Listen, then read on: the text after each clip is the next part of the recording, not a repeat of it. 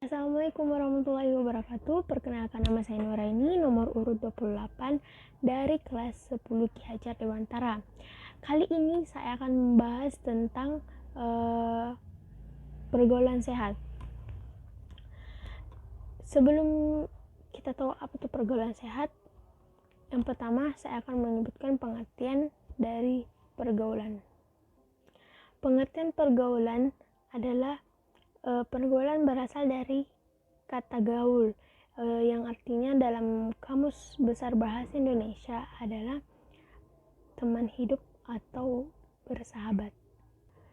Pergaulan merupakan proses interaksi antara individu dengan individu lain atau individu dengan kelompok,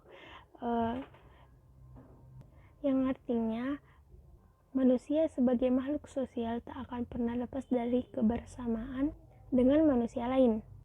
Pergaulan mempunyai pengaruh yang sangat besar dalam pembentukan kepribadian orang lain. Nah, selanjutnya, apa itu sehat? Sehat adalah dalam Kamus Besar Bahasa Indonesia sebagai baik seluruh badan atau bagian-bagian atau bebas dari sakit. Sehat adalah suatu kondisi di mana segala sesuatu berjalan dengan normal dan bekerja sesuai fungsinya dan sebagaimana mestinya. Pengertian sehat menurut WHO atau Pengertian sehat menurut WHO atau Organisasi Kesehatan Dunia adalah suatu keadaan yang sempurna baik fisik, mental, maupun sosial. Tidak hanya bebas dari penyakit dan kelemahan.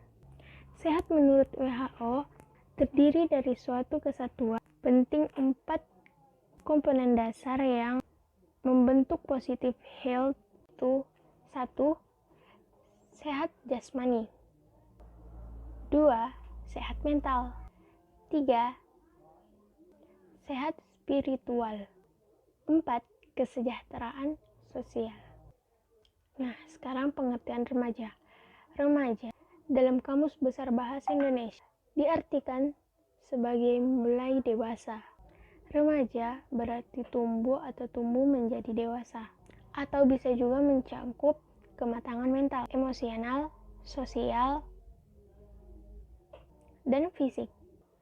Seperti yang dikemukakan Sri Rumini dan Siti Sundari, yaitu masa remaja adalah peralihan dari masa anak ke masa dewasa yang mengalami perkembangan semua aspek atau fungsi untuk memasuki masa dewasa.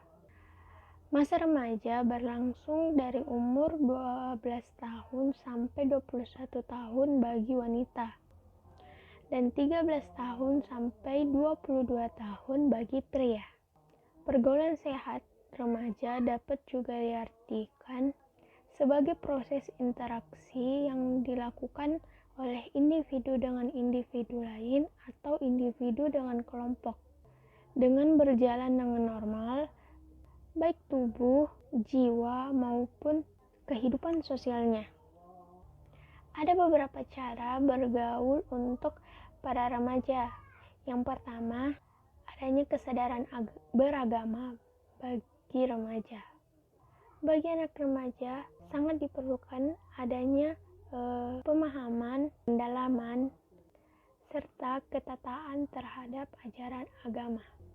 Yang kedua, memiliki rasa kesetia kawanan.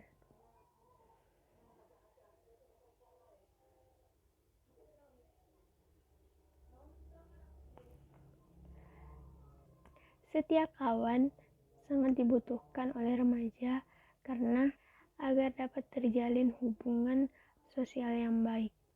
Yang ketiga, memilih teman. Maksud dari memilih teman adalah untuk mengantisipasi agar kita tidak terpengaruh oleh hal-hal yang tidak baik atau tidak sehat. Yang keempat, mengisi waktu luang dan kegiatan positif. Yang kelima, laki-laki dan perempuan harus memiliki batasan tertentu. Yang keenam, menstabilkan emosi. Selanjutnya ada sikap-sikap dalam pergaulan remaja. Yang pertama, penampilan fisik. Kita tidak perlu memaksakan diri untuk berpenampilan yang mewah, baik, berlebihan. Tapi kita harus berpenampilan yang sederhana, bersih, dan rapi. Yang kedua, berbicara dengan sopan. Yang ketiga, biasakan diri untuk memberi dan berbagi. Yang keempat, hindari pembicaraan yang kurang bermanfaat. Yang kelima, hindari curi dengar. Yang keenam, bersikap peduli terhadap teman yang sedang mencurahkan isi hatinya. Yang ketujuh, rendah hati. Dan yang kedelapan, jadilah diri sendiri. Pergaulan tidak sehat bisa juga disebut dengan pergaulan bebas, yaitu salah satu bentuk perilaku yang menyimpang. Bebas yang dimaksud adalah melewati batas-batas norma ketimuran yang ada. Jadi, pergaulan bebas adalah proses bergaul dengan orang lain terlepas dari ikatan yang mengatur pergaulan. Adapun beberapa macam penyebab dari pergaulan tidak sehat atau pergaulan bebas. Yang pertama, agama dan iman. Yang kedua, perubahan zaman. Yang ketiga, kesenjangan. Yang keempat, kurang kontrol. Adapun tanda-tanda pergaulan sehat dan pergaulan tidak sehat. Tanda-tanda pergaulan sehat yang pertama, berakhlak mulia, senantiasa memiliki prasangka baik, pemaaf, jauh dari rasa iri dan dengki. Yang kelima, memiliki sifat malu. Yang keenam, selalu berusaha menepati janji, dan ada lagi yang lainnya. Sedangkan tanda-tanda pergaulan tidak sehat, contohnya suka menghamburkan harta atau uang untuk hal-hal yang tidak baik, sering menghalalkan segala cara untuk mendapatkan sesuatu walaupun itu haram dan keji. Nah, yang ketiga, munafik. Maksudnya selalu berkata dusta, mengingkari janji,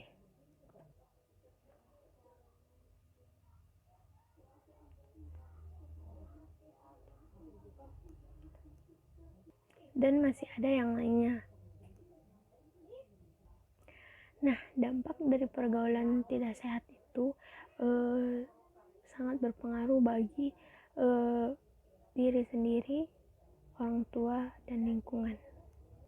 Pengaruh tersebut antara lain pergaulan bebas, yang artinya perilaku menyimpang.